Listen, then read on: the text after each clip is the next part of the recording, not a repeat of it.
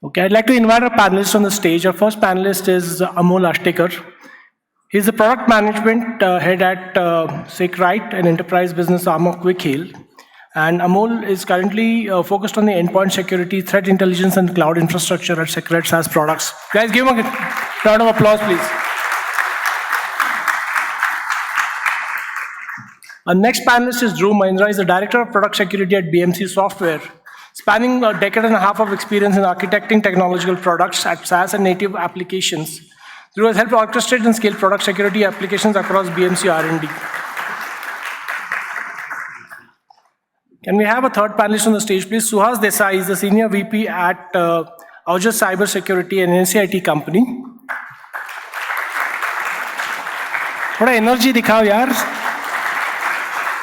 And finally, we have a moderator, ma'am, Miss Smita Yedekar. She's a serial entrepreneur with over 25 years of experience, and she'll be moderating the session today.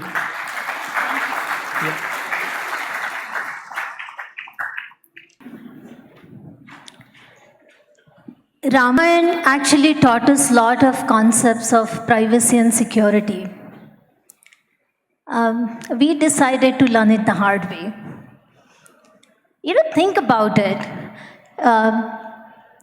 Taking care of your most valuable asset, Sita Mata, access control through Lakshman Rekha. Think about the deception by the golden deer, insider threat by Vibhishan, Hanumanji taking advantage of vulnerability and burning down entire Lanka. And finally, Agni Pariksha for authentication. Ramayan taught us so many concepts. And after millions of years, we are still talking about security and privacy. But it's in the different context. And we have this incredible panel here.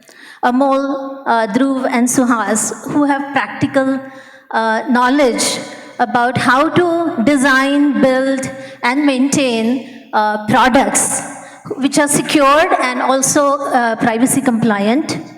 So we didn't learn from the history, but let's learn from each other and their experience.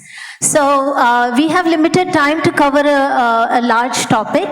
So we'll just get going. Dhruv, if you're okay, can I ask you the first question?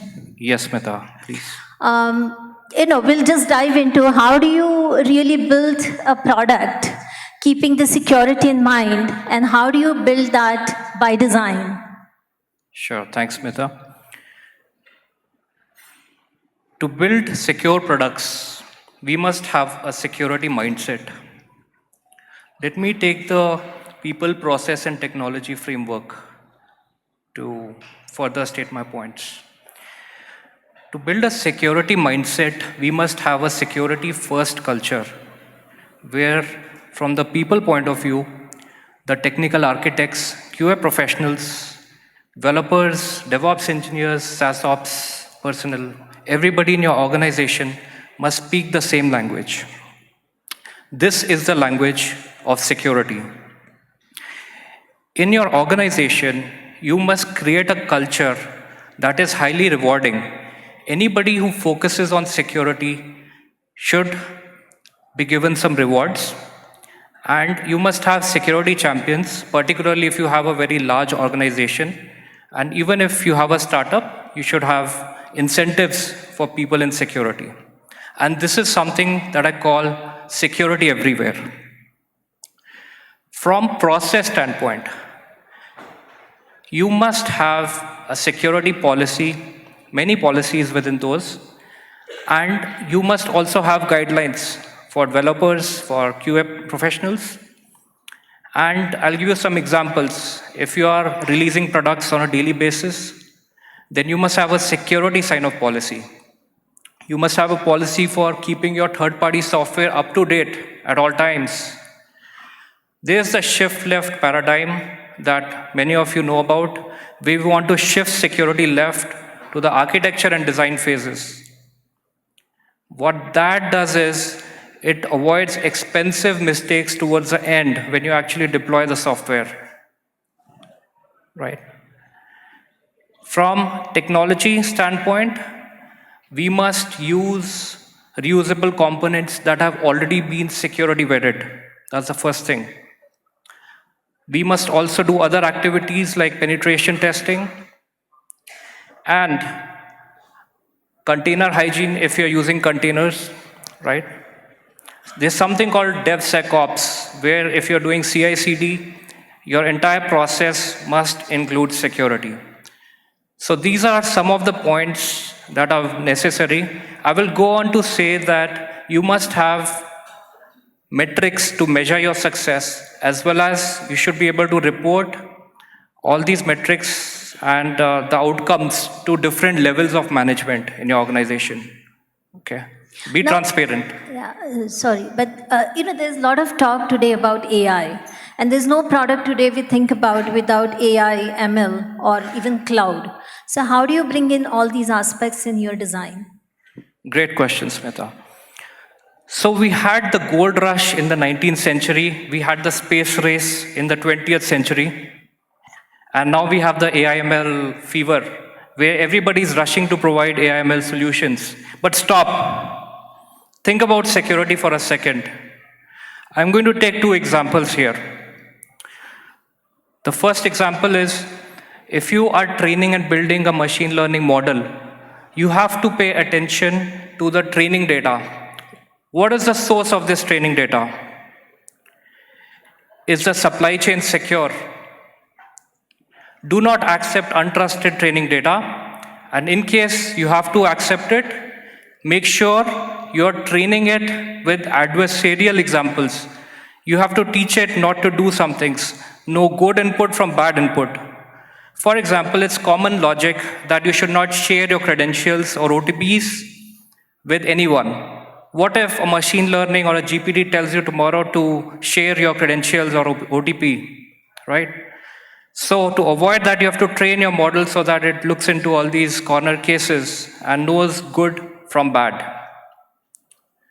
The second example I want to talk about, there is an urgent need to remove or scrub sensitive information, because what is happening is if the model goes to an end user and they're able to get your proprietary information, in that case they can carry out social engineering attacks, and they can also misuse the data, cause information leakage, and you have to prevent this entire data poisoning from happening.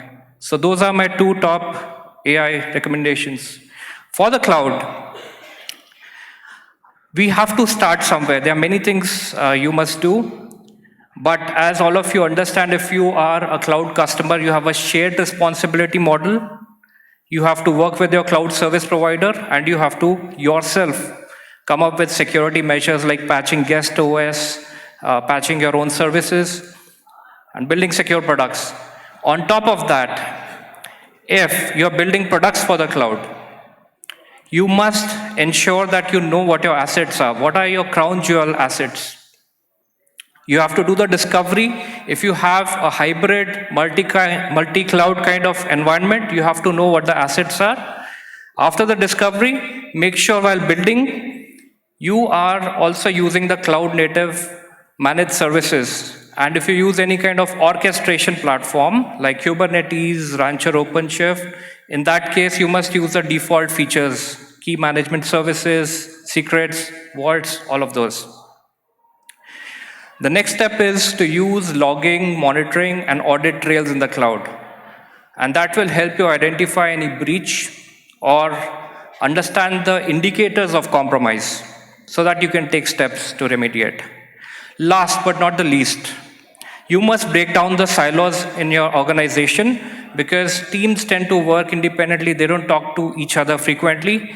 And having a robust incident response process is critical to your survival today.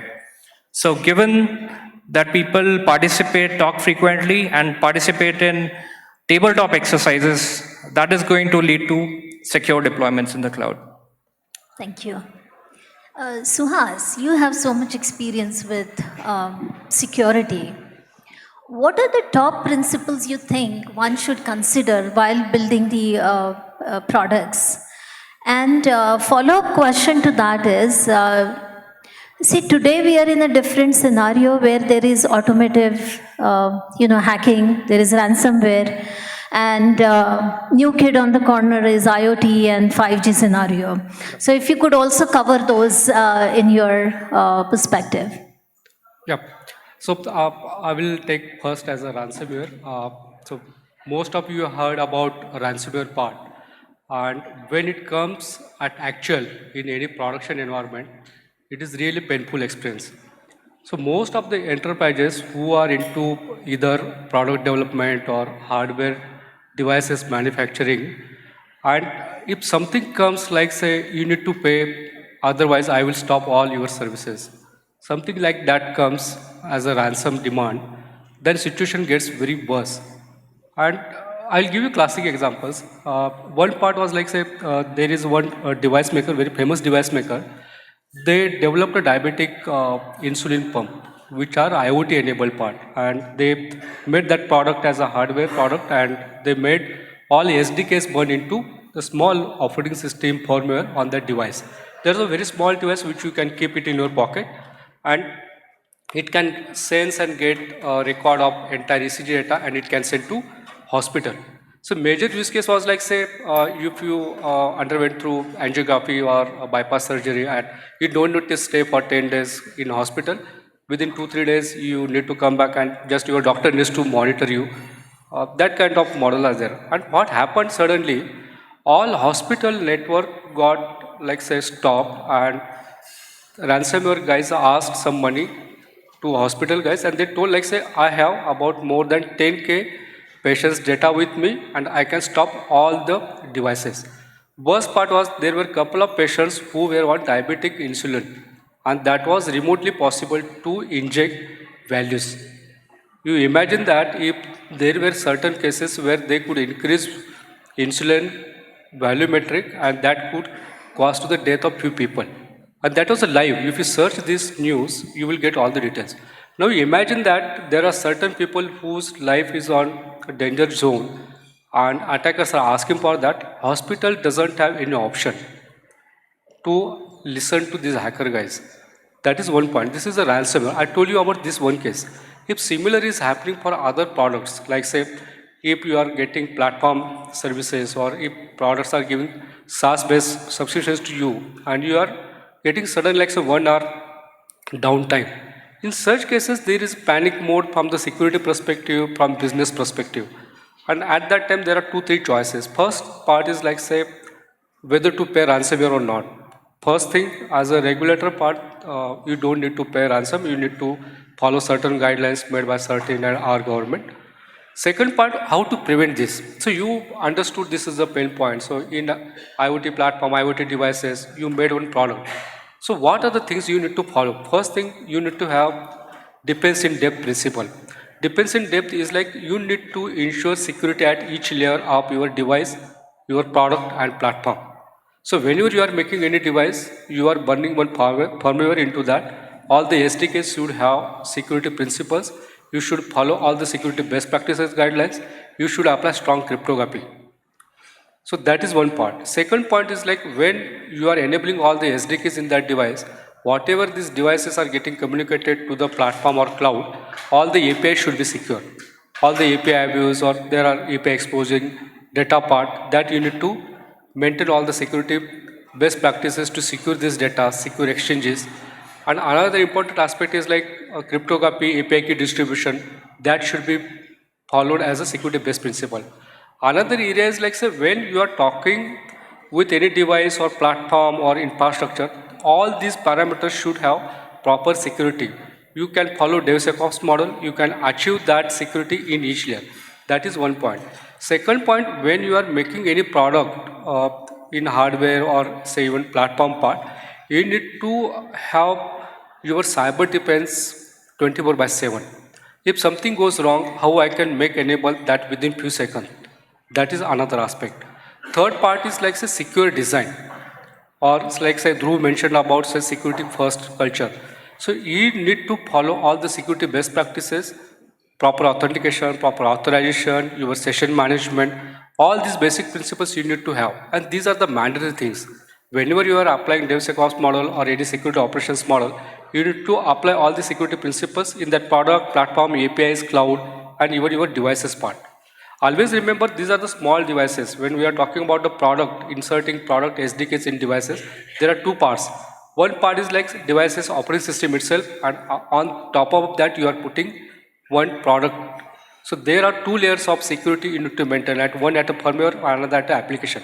So this is related to hardware, IoT, or even 5G enabled devices.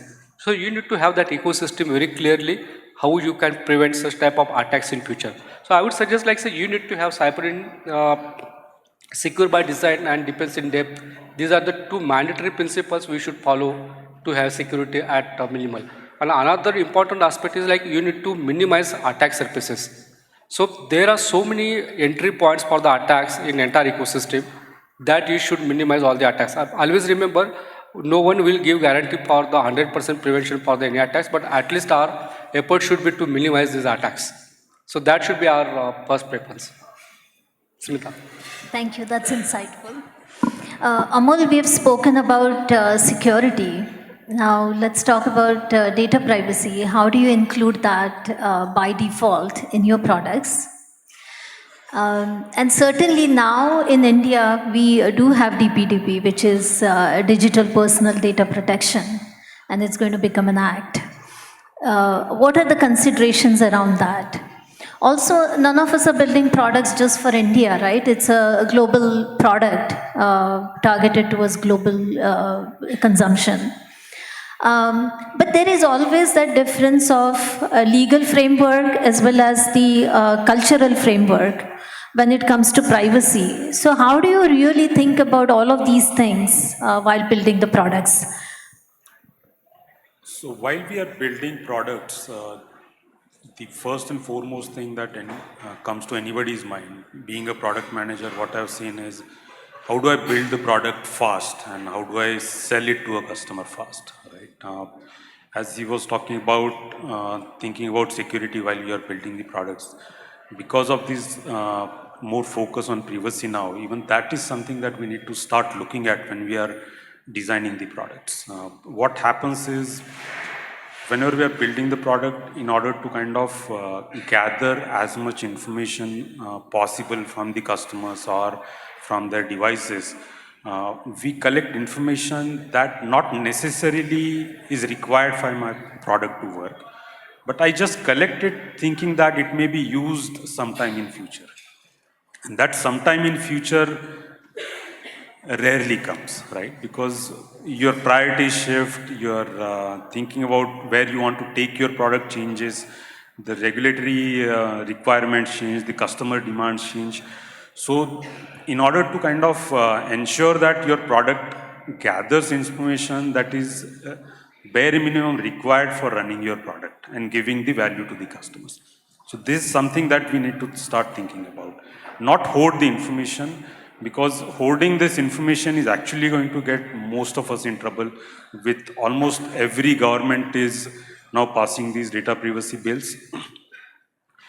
When someone is passing data privacy bill, it is not specific about the product, whether it is dealing with customers' personally identifiable data or not, right? It is also about the kind of information that you can infer from their devices, information that you can infer about their behaviors, right? So all of this information is actually going to help you make certain decisions, help you make certain propositions to these customers. So all of this is going to be identifiable in future, right? So while you are building the product, we definitely need to ensure that we are gathering information only that is relevant for the products working as and when that is being sold to the customer. And you can always keep on doing the updates.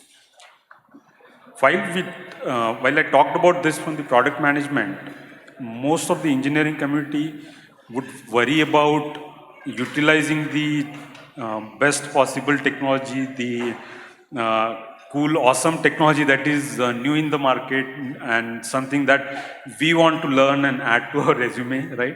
I have done that in the past. But while we do this, we need to be mindful that whatever we are building needs to be possible to be updated constantly, right? And you need to start thinking about that whenever you are working on any product going forward. One thing that Smita, you did talk about was what is it that when we are building the products for not only for India, you're building the products for the globe. We have seen that almost each government is coming out with its own data privacy bill, its own act. Now, everyone, just like us, the governments are also sharing information, collaborating with each other, and coming out with these provisions or the regulations for safeguarding the data of their people. So there are variations when this happens, right? But these variations for the products, you need to decide where you want to sell it. You need to decide your target market. You need to decide your target country and ensure that you fulfill the requirements of that law of that land before thinking about making it global. Like, take it in the steps. Don't try to kind of build a product that is going to be global from day one, because these regulations are going to be really hard on you when it actually hits you, right? Another thing that we wanted to allude was there are cultural differences when we look at each country, right? Meaning one example, while she did talk about Ramayana, I'll go to mythology again. We do have a place nearby Pune called as Shani Shingnapur. Many of you may have heard about this place where there are no doors, there are no locks. That served them in the past, that may be serving them even today. But don't try that with the data privacy or security anymore, right? You definitely need locks, you definitely need windows, and everything needs to be ensured that you have full control over it. Suhas did talk about reducing the attack surface. So we do have several solutions that are available in the market where it allows you to reduce this attack surface, right? So while each country will come out with what they feel is culturally acceptable, but that may not be necessarily acceptable legally, right? So while you're building the products, don't just go by the culture of that particular country. Also ensure that you are adhering to the land of the law. Your products are working legally, not culturally for them, right? Because when products don't work, it's not the culture that is going to save you in those countries, it's the law that is going to save you, right? With that. Thank you. Um, Now, we have limited time, but there is so much to learn from three of you. So maybe I'll ask you some rapid questions, and those will be great takeaways for the audience also. So, Suhas, if I may ask you, what are the top two security and privacy threats when it comes to mobile devices? Yeah, so one part obviously is like rogue or phishing applications on mobile phones. Second, I will say man-in-the-middle attacks, and another important aspect is like jailbroken or unrooted devices. I'll give classic case. Few years back, there was like many mobile recharge companies, or there were fintech companies. They were doing recharge applications on the phone. It was on both model. One was a USSD model. Few guys did with SMP protocol SMSs, and few tried with typical data connections using telecom providers SMS facilities. And what happened at that classic case is like say someone like say I am doing mobile recharge, I am in certain area where I am using mobile proxies or such type of restricted environment. And say Amol is an admin, and in that time he tried to snip my data. And what he did, he intercepted my payload. You understand from the technical perspective, he intercepted my payload and he did change certain amounts. So I was doing 150 rupees recharge and he manipulated that to 1500. And what he did, he just manipulated one single number and he passed that message to server. At mobile application server or say USSD gateway, it got processed. There was a basic mistake at that time happened, like say there was no validation at the server side. And what happened? What he did multiple times of message reply attack with the simple payload. And those 1500 rupees were deducted from my account. I was like, I did 150 rupees charge or transaction. My recharge was successful, but continuously it has happened 3-4 times. 1,500 into 4, 6,000 rupees recharge I did for my phone. That was the one successful scenario. What Amol did next time, he did like say there was a UI change part in message replay kind of thing, and those monies were continuously deducting from my account. Such type of the man in the middle attack has happened. Many devices where malware or on unrooted devices, mobile malware were installed and lot of data got snipped. That was another big thing. Another thing is like say there were a couple of Rugo applications which snip your data, personal data is there. It has access to your mobile device memory. It has access to your mobile applications data and files. It got transferred.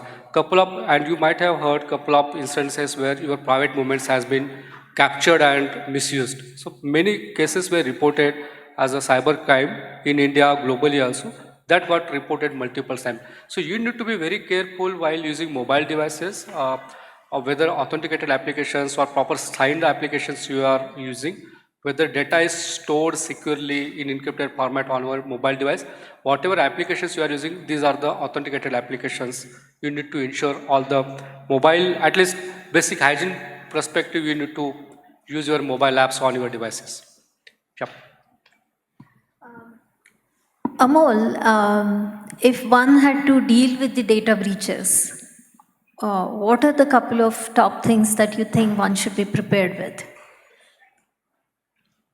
While we are dealing with data breaches, there are several things that are stipulated by the law and also make sense for any one of us to do is you need to first and foremost understand what data is lost, right? Because without that, you are in blind spot, you have no clue what you lost, and more often you will actually see that customers end up believing that they have lost data while they may not have lost anything, right? Second is you need to notify it to the regulatory bodies. You need to ensure that depending on the different countries and different laws, the time given to you to notify to the regulators differs. Some might need it in 8 hours, some might need it in 24 hours, but you need to ensure that it gets notified to the appropriate bodies. Again, the compliance front actually pushes you to ensure that whatever the law of the land is something that you need to adhere to, right? Couple other things as companies that you need to do is ensure that the teams that are working on the product or working on the infrastructure are aware of these policies and processes, right? It's not that folks are looking for these documentation when some breach happens, right? So people need to do mock drills to understand what is it that they need to do when that unfortunate event happens. And another thing that I would say is more from the safeguarding your infrastructure is always keep backups, always keep and redundant systems available. So even if something is gone and where you have lost data, you at least have a backup of that to kind of retrieve and continue with your operations, and you're not having loss of activity on your part. And last thing that all of us need to ensure is that there is continuous training, continuous reinforcement of the behaviors to every one of us, so that everything stays fresh in our minds and we're not looking for information when such events happen. Okay. Dhruv, we talked about building the products, but we all are product users. What are the couple of important things one should consider from a privacy perspective when you're a product user? Sure. So let's first understand privacy, right? So privacy refers to every individual's right to control their personal information. It should not be accessed freely or should not be freely available unless the individual wants to make it available. That's privacy. So what are some of these things to keep in mind while evaluating a product for privacy? The first thing is we must check what data is being collected by the product. Think about it as a nutrition label. When you go and buy something, you look at the ingredients and then only you make a decision whether to purchase the product or not. It's the same with privacy. You should ask this question, what kind of cookies are being expected or extracted from me, right? The second thing is, once this data is collected, how will it be protected during transmission, during processing, and while it is stored, right? The third aspect is, if this data is going to a third party, how will it be used? How will it influence the decisions I'm going to make today? So those are the top 3 things I would ask from privacy perspective for any product that I want to use. All right, thanks.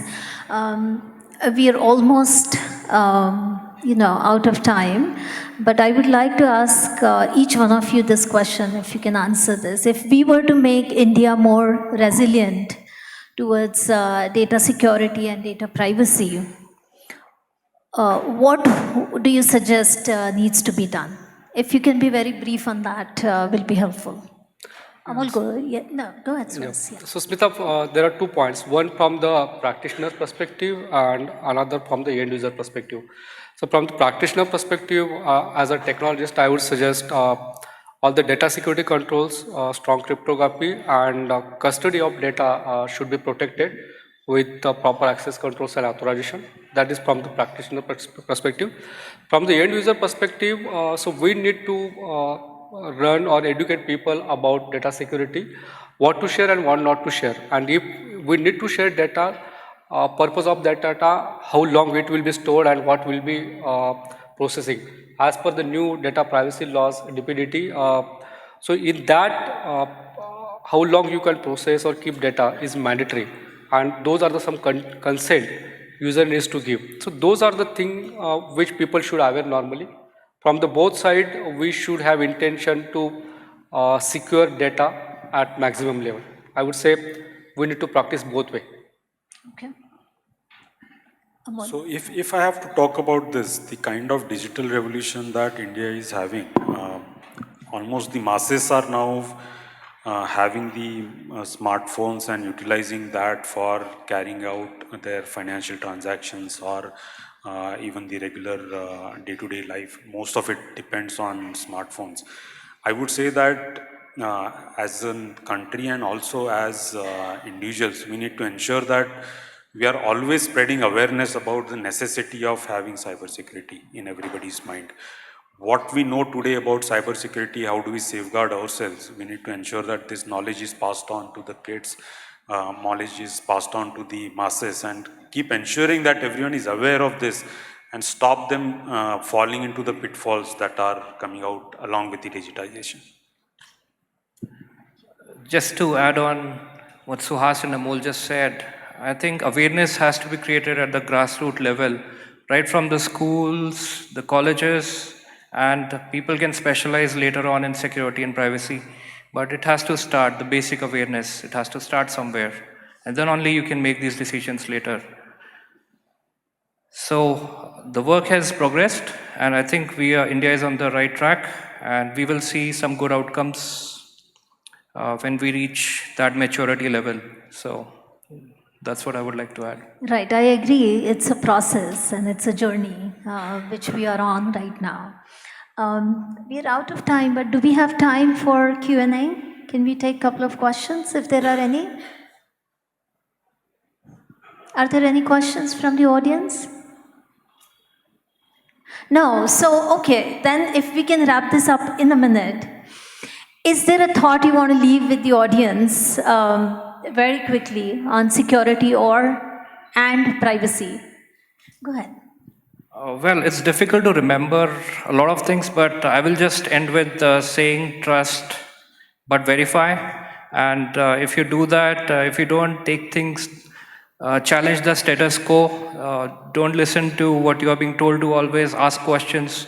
And that's what security people do. If you remember that, you will do really good in terms of preventing any kind of data breaches in your organization. All right. Amol? I'll say follow the zero trust methodology. Don't trust, always verify. Anyone asks you any information, your PAN card, Aadhaar card, do question them, do they really need to have it? And if at all they want to have it, ensure that they remove it once the work is done.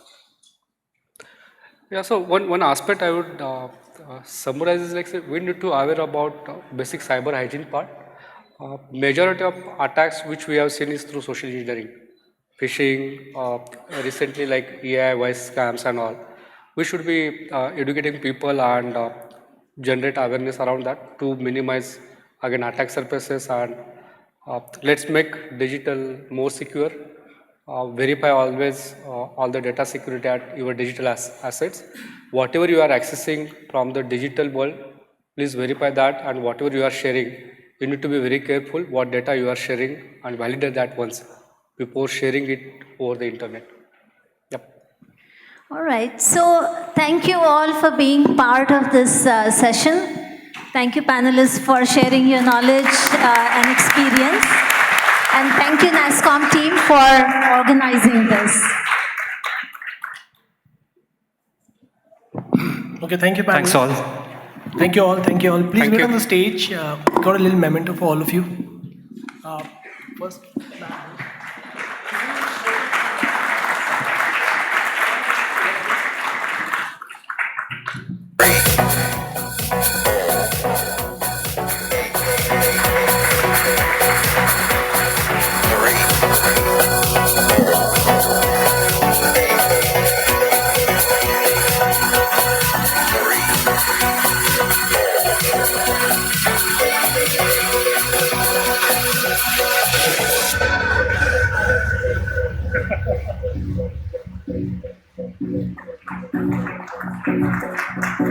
So one thing I told her is that I'm never going to look at Ramayana the same way again now.